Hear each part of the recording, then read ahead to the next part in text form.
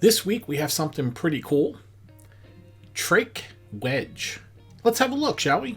We've all had that endotracheal tube or a tracheostomy tube that has been connected to a device for a while, and we've had secretions build up to the point where you cannot easily disconnect the endotracheal tube or trach tube from the device. That's where the wedge comes in. These wedges can be found in sterile suctioning packaging and some tracheostomy tube packagings as well. Take it, slide it between the device and the endotracheal tube, and then it pops right off. Easy to do, and really makes it super easy to switch a patient from the hospital's device to your own device.